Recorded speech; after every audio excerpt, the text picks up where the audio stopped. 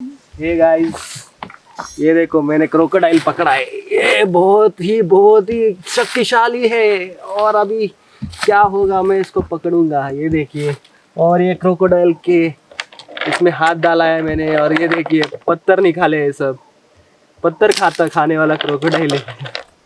ये देखो किसने तो डाले हैं पत्थर।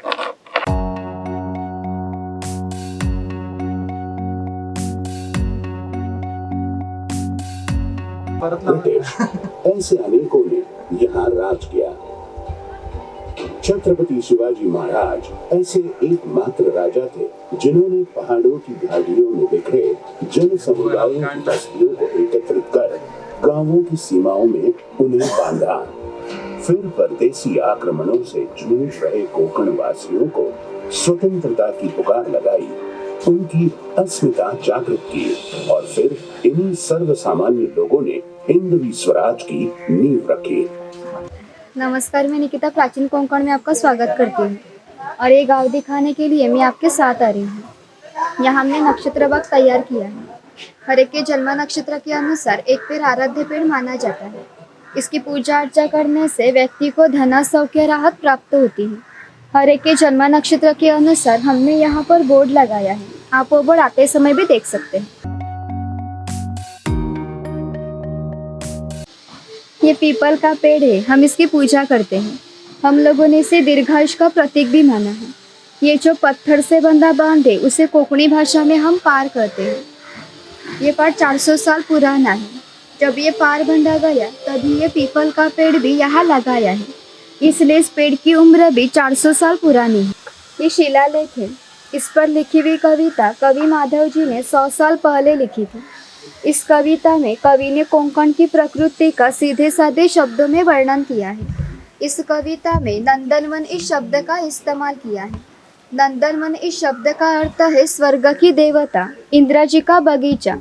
वो जितना सुंदर है उतना ही हमारा कोंकण भी सुंदर है। इस गुफा के यहाँ है वर्तमान काल और इसके पीछे है 500 साल का भूतकाल। और इसके पीछे 500 साल पहले कोंकणी लोग कैसे रहते थे, उनकी समाज रचना, ग्राम रचना, खान पान की आदतें, परंपराएं कैसी थी, ये देखने के लिए आपको अंदर आना है। अंदर आते समय थोड़ा सा झुक कर आना।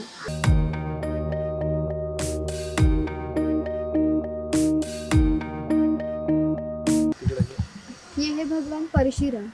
हमारे पुराणों में इनका ऐसा उल्लेख किया है कि हजारों साल पहले भगवान परशुराम हो गए। उन्होंने सारी पृथ्वी जीत ली और जीती हुई भूमि उन्होंने दान की। दान की भी कौन सी भी चीज़ हम खुद के लिए इस्तेमाल नहीं कर सकते, लेकिन उन्हें रहने के लिए भूमि की ज़रूरत थी। आप जहाँ खड़े हैं वह हजारों साल पहले समंदर था। उन्होंने उसके साथ युद्ध किया, उसे 40 से 50 किलोमीटर पीछे ढकेल दिया और जो भूमि निर्माण उसे हम कोंकण कहते हैं और इस भूमि को परशुराम जी की भूमि कहते हैं। कोंकण में लाल रंग का जांभा नाम का पत्थर मिलता है। इसका ये जो आप रास्ता देख रहे हैं उसे कोंकणी भाषा में हम पगदंडी कहते हैं। ये पगदंडी 400 साल पुरानी है। पहले पगदंडी गणेश जी के मंदिर तक थी, आधुनिकता में वो नष्ट हो गई। सिर्फ हमारे प्राचीन कोंकण में ये पगदंडी पाई जाती है। पहले से पगदंडियाँ ग्राम देवता के मंदिर में जाने के लिए बांधी जाती थी। ये वनवासी है। कोंकण में दुर्गम पहाड़ी पर वनवासी लोग रहते थे।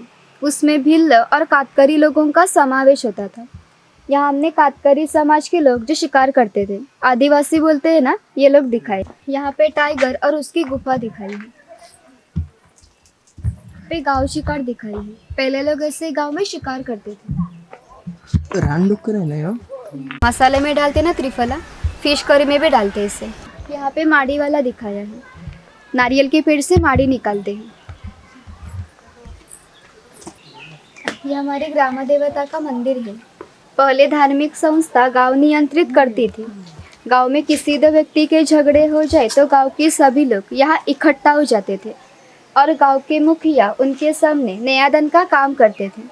और एक महत्व की विशेषता ये है कि संसार में ऐसी प्रथा है कि हर एक जाति धर्म के लोग अपने अपने भगवान के पास जाकर भगवान का दर्शन लेते हैं। हम कोंकणी लोग भी साल भर भगवान के पास जाकर भगवान का दर्शन लेते हैं।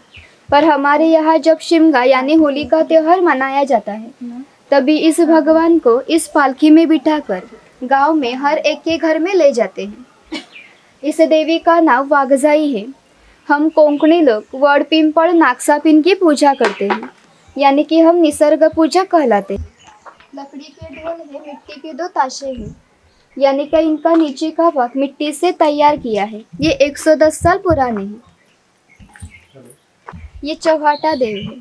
हमारे यहाँ इसे भगवान का स्वरूप माना गया है। हमारे यहाँ जब शिमगा यानी होली का त्योहार मनाया जाता है, तभी गांव की सुविधा के लिए मन्नतें मांगी जाती हैं और भूतों पर नियंत्रण रखने के लिए पूजा भी की जाती है। ये वीरगल है, वीर लोगों का प्रतीक चिन्ह।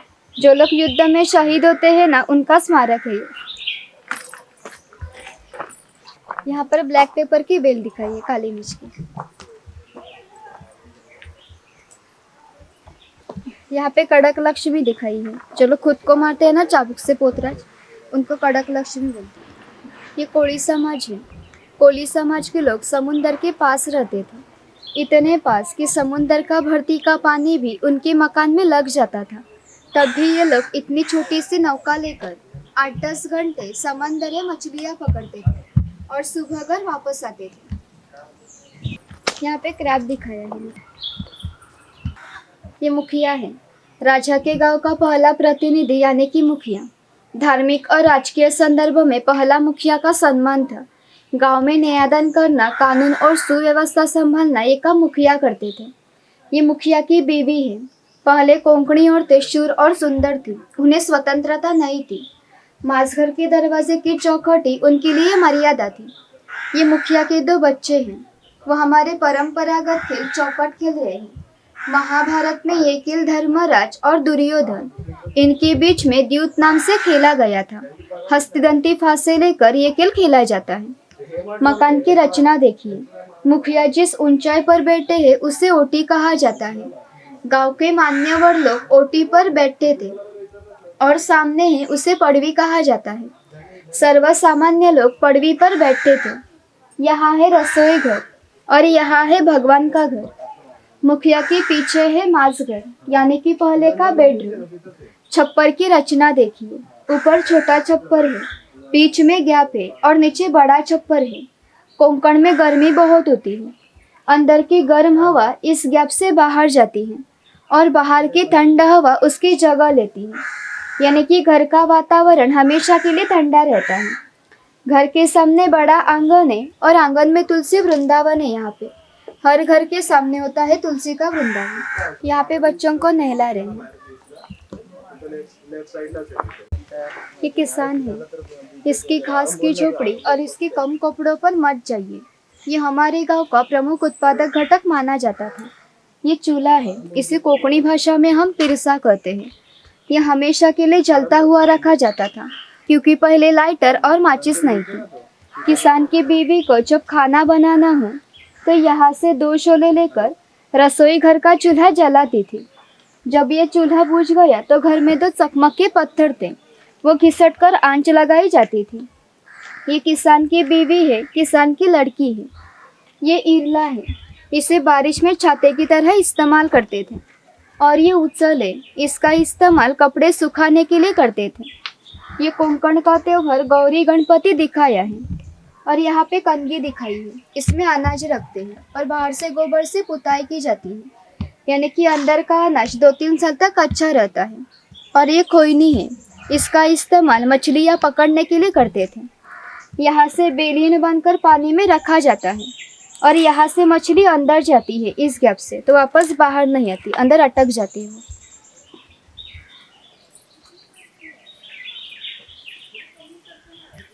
ये कुम्हार है। मिट्टी के संबंधित सभी चीजें बनाने का काम ये कुम्हार करता था। गणेश जी के त्योहार पर गणेश जी की मूर्तियाँ बनाना, दिवाली में दिए बनाना। ये जो सफेद रंग का मटका है वो माढ़ी निकालने का मटका है। कोंकण में नारियल के पेड़ बहुत होते हैं। उसे नारियल आने से पहले एक पोई आती है। उस पोई को आधा काटा जाता है। उस पोई को जास्वंदी के पत्ते रगड़कर लगाए जाते हैं।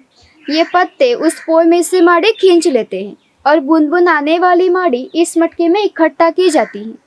माड़ी निकालने का व्यवसाय अभी भी चल रहा है। भंडारी समाज के लोग माड़ी निकालते हैं। सोनार दिखाया है। ये बनिया है। चौले, राजापुर और दाभोल, इन कोंकण के बंदरों को 5000 सालों का इतिहास है। यहाँ से निर्यात चीज़ों में हस्तकौशल्य की चीज़ें, तलम कापड़, शंख, शिंपले, दागिने इत्यादि चीज़ों का निर्यात ये बनिया लोग करते थे। इसके बदले में पूरे जग भर से हमारे देश में सोना आता था। हमारे देश ने जो सुवर्ण युग का अनुभव लिया, इनका प्रवेश द्वार कोंकण की बंदरें थी। यहाँ पे सफेरा दिखाया है, सांप का खेल दिखाते हैं। ये सुतार है। ये सुतार सावंतवाड़ी का सुतार है। सावंतवाड़ी के लोगों की लकड़ी के खिलौने संसार में बहुत प्रसिद्ध है और उन्होंने बनाई सुंदर चीज़ें हमारी पर संस्था है, हस्तकला विक्री केंद्र। वहाँ आपको देखने के लिए मिलेंगी, वहाँ लकड़ी के खिलौने मिलते हैं। यहाँ पे दरवेशी दिखाया है, भालू का खेल दिखाते हैं। ये लोहार है। जिस तरह से किसान को लगने वाली लकड़ी की चीज़ें बनाने का काम सुतार करता था, उसी तरह उसे लगने वाली लोहे की चीज़ें बनाने का काम ये लोहार करता था। 500 साल पहले कोंकण की आर्थिक स्थिति अस्थिर थी, यानी कि यहाँ के कई लोग सेना में थे। उन्हें लगने वाली ढाल तलवारें बनाने का काम ये लोहार करता था। ये तेली है। पहले कोंकणी लोग अपने खाने में नारियल का तेल इस्तेमाल करते थे। किसान अपने बगीचे में जाकर नारियल लेकर आता था और तेली उसके सामने नारियल का तेल निकाल कर देता था। ये तेल की घानी है, इसे खुंड कहा जाता है, इसमें नारियल डाला जाता है। ये जो खड़ी लकड़ी है उसे लाट कहा जाता है। इस लाट को ये आड़ी लकड़ी इस तरह से बंधी जाती है कि ये लाट खड़ी रहती है। यहाँ पत्थर रखकर तेली खुद बैठता है और इस कोल्हू को बैल बांधा जाता है। ये सब वजन बैल से गोल घुमाने के बाद लाट पर पड़ता है। लाट का वजन नारियल पर पड़ता है। इसी तरह नारियल पीसकर तेल निकाला जाता है और अंदर का तेल बाहर निकालने के लिए कोल्हू का बैल छोड़ना पड़ता है। कोल्हू बाजू करना पड़ता है। आड़ी लकड़ी छोड़कर लाट बाजू करनी पड़ती है और अंदर का तेल बाहर निकाला जाता है और फिर से नया तेल निकालने के लिए नया नारियल डाला जाता है। यानी कि तेली को इतना सा तेल निकालने के लिए 1 या 1.5 घंटा लगता है। यानी कि पहले का जीवन इतना ही कष्टमय था। ये बुरुड है। पहले हर व्यवसाय जाति के अनुसार थे और इसका काम बम्बू की चीज़ें बनाने का काम ये बुरुड करता था। ये फूलों की टोकरी है और इसे रौली बोलते हैं। इसे शादी में इस्तेमाल करते हैं और अनाज भी धोते हैं। हमारे यहाँ जब शुभ कार्य होता है तब घर की कुंवारी लड़की इस रौली में दिया लेकर खड़ी रहती है। शुभ कार्य पूरा होने से पहले ये दिया बुझ गया तो शुभ कार्य अशुभ माना जाता है। ये रसोई घर है। पहले कोंकणी लोग अपने खाने में मछली की करी और चावल बहुत खाते हैं और कोंकण में आकर मछली की करी, उबले हुए मोदक और भाजने के वड़े नहीं खाएंगे तो कोंकण की सफर अधूरी रहेगी। ये मोदक पात्र है, यानी कि पहले का कोंकणी कुक्कड़। यहाँ नीचे पानी रखा जाता है, उसके ऊपर ये चालन रखकर उसके ऊपर मोदक रखे जाते हैं और ये ढक्कन लगाकर इसे चूल्हे पर रखा जाता है, यानी कि अंदर के मोदक स्टीम हो जाते हैं। ये पूरन यंत्र है। पूरन पोली बनाते हैं ना, इसमें दाल डाली जाती है और ये 2 रोल को घुमाने के बाद नीचे से पूरन गिरता है यहाँ से और उसकी मिट्टी रोटियाँ तैयार की जाती हैं। ये सेवय का यंत्र है। ये लकड़ी का है और वो लोखंड का है। ये टिफिन बॉक्स है। 2 चम्मच और नीचे खाने के 3 डब्बे हैं और यहाँ पे चाय की केटली दिखाई है बड़ी वाली और इस चक्की में आटा पीसते हैं और यहाँ पे चम्मच दिखाई लकड़ी की। पे फिश मार्केट दिखाया है। ये चूड़ी वाला है। पुरानी रीति के अनुसार गांव के बलूतेदार घर घर में जाकर अपनी अपनी सेवा देते थे। उसी तरह ये चूड़ी वाला इस लड़की के घर में आया है। पहले लड़की की शादी 8 या 10 साल में हो जाती थी, तब तक ये चूड़ी वाला उससे फ्री में चूड़ी चढ़ाता था। जब इस लड़की की शादी हो जाएगी तब इस लड़की के पिताजी इसे चूड़ी वाले को सोने का गहना देते थे। इतने ही कम उसकी विदागी थी। यहाँ पे दालचीनी का पेड़ दिखाया है, जो मसाले में डालते हैं ना, लकड़ी जैसी रहती है उसकी छाल। ये पनघट है। पहले कोंकण में बहुत जंगल था, इसलिए गांव में बहुत सारा पानी था। इस पनघट पे औरतें पानी और कपड़े धोने के लिए आती थी और छोटे बच्चे मछलियाँ पकड़ने के लिए आते थे। पहले पनघट बड़ा होता था और ऊपर एंड ईटर दिखाया है, खवल्या मंजर। ये चर्मकार है। खाल से चीजें बनाने का काम ये चर्मकार करता था। और इसके साथ एक महत्वपूर्ण घटना जो 500 साल पहले घटी थी। यहाँ से 80 किलोमीटर दूरी पर भगवान शंकर जी का मार्लेश्वर नाम का मंदिर है। वहाँ एक पहाड़ी पर गुफा है। गुफा के अंदर एक शिवलिंग है और वहाँ की विशेषता ये है कि वहाँ अभी भी जीवित सांप पाए जाते हैं। पहले ये भगवान एक गांव में रहते थे।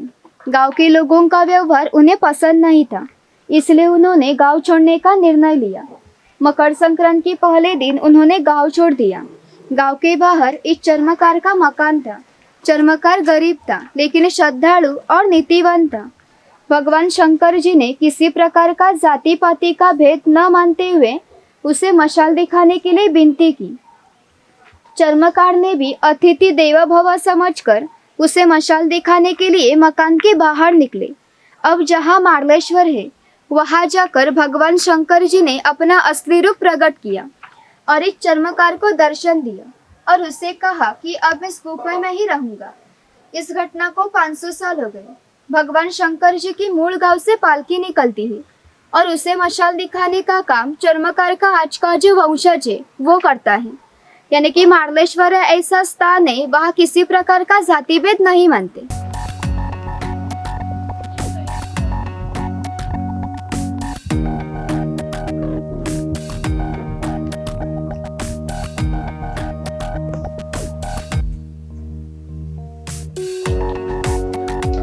ये धनगर है।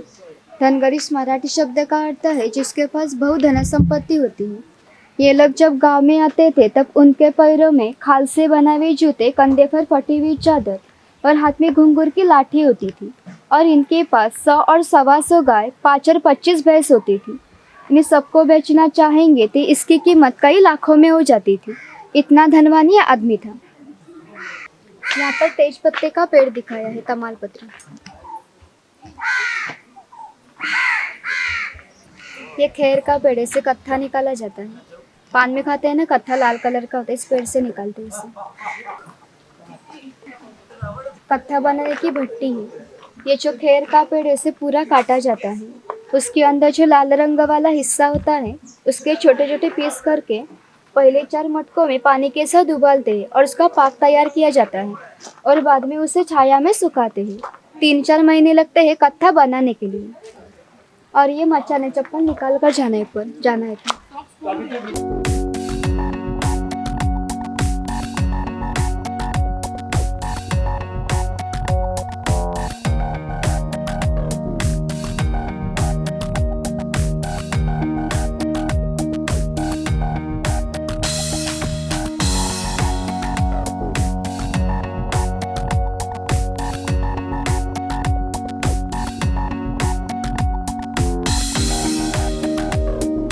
होगा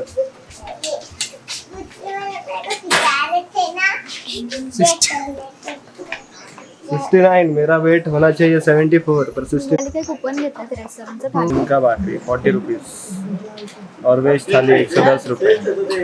प्राचीन को करना जरूर ट्राई करना यार। अभी हम कर रहे हैं ब्रेकफास्ट कर रहे हैं शाम का।